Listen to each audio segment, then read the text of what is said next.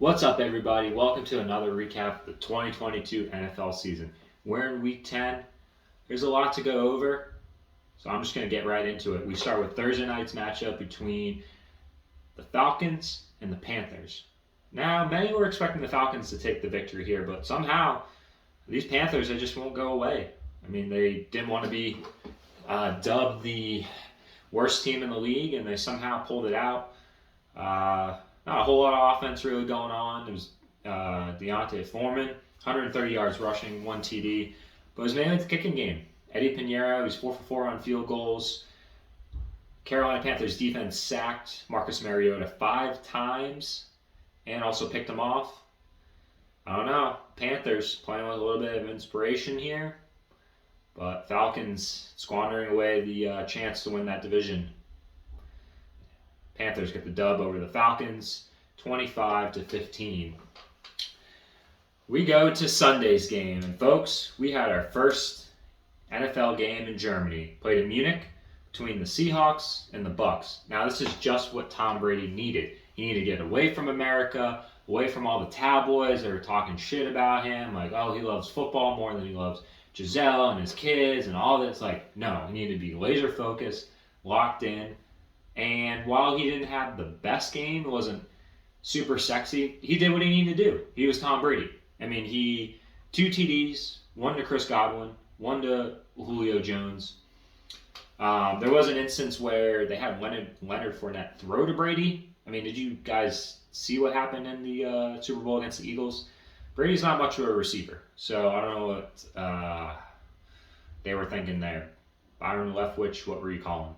But anyways, Bucks jumped out to a lead. Seahawks, though they wouldn't go away. Geno Smith had a couple TDs, including a beautiful thrown ball to Marquise Goodwin, where he just made an absolute great catch. But unfortunately, it was too little too late, and the Seahawks were not able to complete the comeback. So the Bucks, they get the victory in the first ever game, NFL game played in Germany. They win 21-16 over the Seahawks. Next, we go to the Lions and the Bears. How about these Lions, man? They play hard. They play hard for Dan Campbell, and they came back in this game. They were down 24-10, and they just wouldn't quit. They wouldn't quit, and it was 24-17. Justin Fields, he drops back, and he throw. I don't know what type of throw he was making, but he throws it to Jeff Okudah, his former college teammate, who runs it in for a pick six and ties the game up at 24. Next possession, though, Fields breaks a long TD run, 67 yards, takes it to the house. He had himself over 150 yards, close to 150 yards rushing. He's shown that he can do it both as a passer and as a rusher, but he scored that TD, missed the extra point, which Bears kickers, you hate to see it, giving them nightmares. And the Lions get the ball back to drive down. Jamal Williams rushing TD with just over 2 minutes left. The Lions defense is able to hold the Bears, stop them on fourth down, and they got the dub. I mean, these Lions, they're playing tough. 3 wins. They keep on building. They need a better quarterback. Continue to revamp the defense. They're gonna surprise some people next year. I'm calling it. But for now, they get the victory over the Bears, 31-30. Next we go to the Broncos and the Titans. I don't know what's going on with this Broncos offense. I mean, they're the worst in the league. I mean, I wrote it down. They average 14.6 points a game. That's last in the NFL. I mean, this is supposed to be, Russ with Jerry Jeudy, Cortland Sutton, Javonte Williams. Yes, he went down with the ACL, but Tim Patrick, KJ Hamler. I mean, all these receivers, and Russ was just like, they ain't riding. I mean, if it hasn't come, often doesn't really come up to this point. I don't think it's coming. So I mean, they scored 10 points against the Titans, and even on a day when King Henry didn't even get 60 yards rushing, Titans defense, they just did enough. They held them. Broncos had a chance at the end to tie the game up, and Russ throws a pick. I don't know. I don't know if they can make changes, but something's going to need to be done because they're not competitive in the division, and it's looking like they're not even going to make the playoffs. So I don't know what to make of these Broncos. But the Titans, they get the victory over the Broncos, 17-10. Next we go to the Jags and the Chiefs.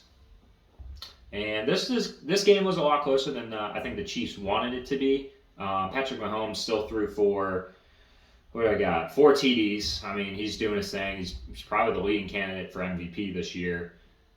Jags, though, Christian Kirk, he had himself a game, 105 yards receiving, 2 TDs. Jags just didn't go away. I mean, they also picked off Mahomes a couple times and also laid a punishing hit on Juju Smith, which is, of course, rough for unsportsmanlike conduct. But they knocked him out. I guess, they didn't like him doing the dances on the field, and I don't blame him. So, but the Chiefs, they just did enough. They held on, and, I mean, right now they're in first place in the AFC. They just got to keep riding it out to get home field advantage. But for now, Mahomes, Chiefs, 4 TDs, MVP, I don't know. They get the victory over the Jags, 27-17. Next we go to the Browns and the Dolphins. Tua, he's got to be in that conversation. He had himself 3 TDs. Jeff Wilson, the newly acquired running back from San Francisco, he had 119 yards rushing and a TD. His offense just firing all cylinders. I mean, in a game where Hill and Waddle didn't really have a lot of receiving yardage, I mean, this offense still is explosive. Defense, just did enough. I mean, the Browns are, they can be competitive at times. They held Nick Chubb in check, except for a late TD run by him. And besides that, I mean, there wasn't much really going for these Browns. They really need Deshaun Watson back. It's not going to make a difference when I don't make the playoffs, but maybe they'll win a couple games. Dolphins over the Browns, 39-17. We go to the Giants and the Texans. Giants just did what they needed to do to get a win over an inferior opponent. Daniel Jones, 2 TDs. Saquon over 100 yards rushing and a TD. Texans are looking like the worst team in the league, and they probably are. Not just because they only have 1 win, but they're just not really playing inspired. And the Giants, like I said, got the win over an inferior team, and they continue to win, 7-2. Giants 24, Texans 16. Giants get the dub. We go to the Saints and the Steelers. This was a big game for Kenny Pickett.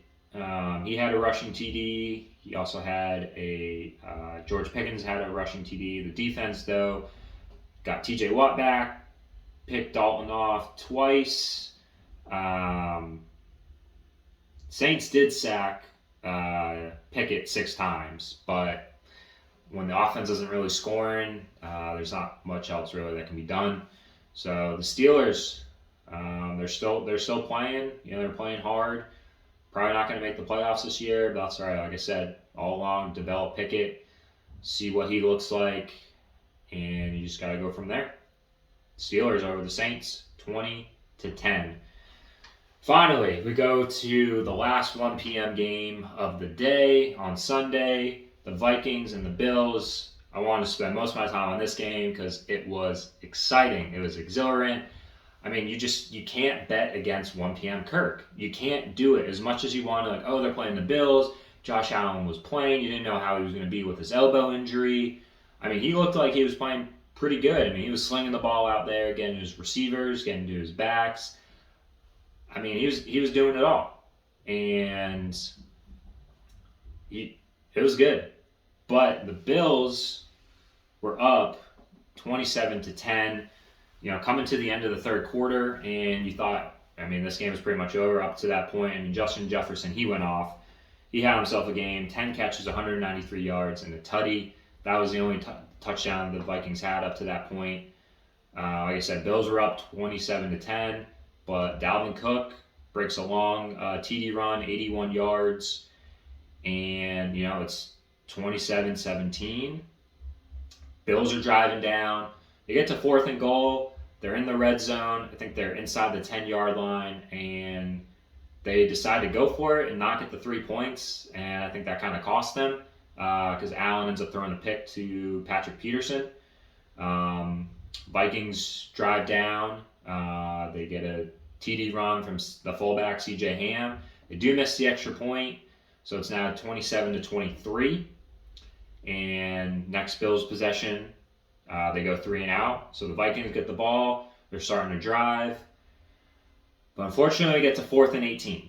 4th and 18 at the 2-minute warning. We come out of the TV timeout. Cousins drops back and looks for Jefferson. And I think everyone's seen it at this point. The catch, probably the greatest catch ever. People might say, that guy on the Giants that made that catch against the Patriots in that big game. But maybe people are saying OBJ against the Cowboys in 2014. But just in terms of, safety had a chance at it. Jefferson held on, maintained possession as he was falling to the ground, didn't bobble. He just went up and made a big play for his team. I think this guy is the best receiver in the league.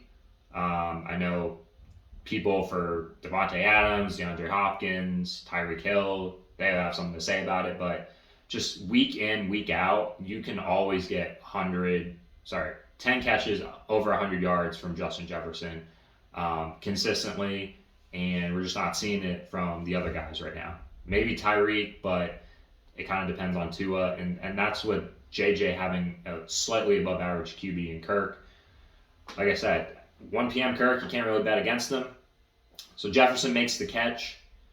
Vikings get down to the 2-yard line with another catch by Jefferson. Can't really make any progress. They're 4th and goal. They try to go to Jefferson. Wasn't a TD, but defensive offsides to get an opportunity. Kirk tries to sneak it, doesn't get it, and you think the game's over. There's about 40 seconds left, and all the Bills have to do is just sneak it forward. And Josh Allen fumbles the exchange on the 1-yard line, and the Vikings recover. And they score. And all of a sudden, you're thinking, holy shit. The Vikings are up. It's 30-27 with about 30-something seconds left. And there's no way. But I don't know why in these situations, the defense is I get you don't want to give up the big play, but the Vikings just allowed the Bills to march down the field. And you know where this is going because you probably saw the score. The Bills kicked a field goal to tie it up. We go into overtime. Vikings get the ball. They drive down. They look like they're going to get a TD and score, but Kirk gets sacked for a big loss. End up having to settle for a field goal. Bills get the ball. They're driving down. They look like they're going to score a TD and win the game, or at least get a field goal to tie it up. And Allen drops back. He's trying to look for Gabe Davis. He throws an interception. Red zone picks are starting to become a problem for Allen. And now with that loss, the Bills are 3rd in their division because they've already lost to the Dolphins and the Jets, who are now also 6-3. So Buffalo is a contender, but you gotta have to start to worry about these red zone picks. See what happens the rest of the season, but one of the most exciting games I've ever seen. That Jefferson catch, I got chills watching that. Like I said, I think he's the best receiver in the league. You can let me know. The Vikings, 1 p.m. Kirk Thuggins, baby. I gotta get a chain. Can someone make me a chain? I would appreciate it. Vikings get the dub over the Bills in overtime, 33-30. We go to the 4 o'clock games. Colts and Raiders. We had Jeff Saturday, the former Colts center who was paired with Peyton Manning for the longest time. Literally, Jim Irsay, the Colts owner, plucks him from ESPN. The guy has no coaching experience. He's talking about games. Jim Irsay's like, we'll push you in. You're a good guy. And he goes out and he beats the Raiders. And this is the same guy who two weeks ago tweeted that the Raiders look horrible. And then he goes and beats them? yikes, that looks terrible for the Raiders. I mean, Devontae Adams, he had himself a big game. He had, who do we got here? 126 yards and a tutty. The rest of the offense didn't really do anything. I mean, Jonathan Taylor, bounce back game. Jeff Saturday, put in Matt Ryan. I mean, that's ignited the offense. Jonathan Taylor, 147 yards and a TD. Matty Ice was Matty Ice. And just when you think the Colts are going to continue to suck, they have games like this. I mean, it's the Raiders. Raiders aren't that good. But, I mean, Josh McDaniels, again, tick. He could be fired. I mean, they're saying he might be back next year, but he's lost his locker room. Can't really go. You can spiral, but can't really go up from here. Colts over the Raiders, 25-20. We go to the Cowboys and the Packers. Fox is America's game of the week, and it was a good one. You know, the Cowboys were up 28-14. CeeDee Lamb had a couple TDs. Cowboys looked like they were gonna, allow their head coach Mike McCarthy to beat his former team, but Aaron Rodgers said, "Not so fast, buddy. You ain't beating me in Lambeau." Ends up hooking up with Christian Watson for 3 TDs. Aaron Jones over 100 yards rushing in a TD. And the Packers, they end up coming back. I mean, I think the Cowboys were, they gave a stat, 100 and something and 0 when leading by 2 TDs in the fourth quarter. They blew the lead. Allowed the Packers to tie it up. We ended up going into overtime. And Packers, they kicked the field goal and ended up winning this game. This is a game that the Cowboys should have had, especially if they want to gain ground on the Eagles in the NFC, try to get, a bye or at least maybe home field advantage. Just wasn't meant to be. Packers, they get the big home victory over the Cowboys, 31-28 in overtime. Next we go to the Cardinals and the Rams. This is a game between backup QBs as both Kyler Murray and Matthew Stafford were out. So in steps for the Cardinals, Colt McCoy, and for the Rams, John Wofford. And Colt McCoy, he had himself a game. I feel like anytime he steps in for Kyler Murray, he has a really good game. He had a TD to A.J. Green, DeAndre Hopkins, 10 catches, 98 yards. James Conner, 2 TDs. I mean, the offense was firing. Kyler, you got to make notice. The offense is doing well without you. That's a problem. You got to study up. Stop playing them damn video games, man. Give me some fucking fantasy points. God. On the other side of the ball, the Rams, Wofford, I mean, he played all right, but disappointing news. Cooper Kupp, high ankle sprain. He's going to have surgery. He's going to be out for a while. That's a big yikes. He was pretty much the whole Rams offense. I don't know where you go from here, especially with the 49ers and the Seahawks both playing well. I don't know if the Rams are even going to make the playoffs this year, which is a big yikes for the reigning Super Bowl champs. But like I said, still 8 weeks to go in the season. See what happens. Not looking good for the Rams though. But the Cardinals, they get the division victory over the Rams, 27-17. We go to the Chargers and the 49ers on Sunday Night Football. Chargers are just going backwards. Their defense, they have a bunch of injuries. Their top 2 receivers, Keenan Allen, Mike Williams, in play. Justin Herbert is doing all that he can, but it's just not enough. The 49ers, we have Christian McCaffrey. He had a TD. Jimmy G had ran in for a TD. I mean, the defense played well. That's just going to be a recipe for success. And 49ers look like they can go on a little run here at the end of the year. They might overtake the Seahawks in the division. We'll see. But they get the victory over the Chargers, 22-16. And finally, we go to Monday Night Football between the Commanders and the Eagles. The Eagles are undefeated no more. What many might consider a trap game for the Eagles. Offense just wasn't there. Sanders, A.J. Brown, Devonta Smith, he had a pretty good game, average game, but A.J. Brown, not a big game. I think he got me like 1.2 fantasy points. Miles Sanders, maybe 5. That's not good. Jalen Hurts, he had 2 TDs. He had two TDs passing, one rushing. Did throw a pick, but there was a bunch of costly fumbles. One by Dallas Goedert, not Zach Ertz. He was former Eagles tight end. Dallas Goedert, but he apparently there's a face mask penalty that was missed, and he ended up getting injured on the play, which is not good. But that was one fumble, and then Quez Watkins caught a nice pass from Jalen Hurts, fell down, wasn't touched, got up, and then fumbled, which would have led definitely to at least a field goal, probably a touchdown by the Eagles. And Taylor Heinicke, I don't know, the team just plays inspired with him, and he's not good. I mean, let's put it that. I mean, he's slightly below average, but the team just somehow wins with him. I mean, you go into Philly and Monday Night Football and you beat the Eagles, who were undefeated. I mean, that's going to fire a team up. Yeah, I mean, it wasn't really much offense. A couple rushing TDs, one by Antonio Gibson, one by Brian Robinson. Like I said, the defense forcing fumbles, interception, just made big plays. And Eagles are undefeated no more.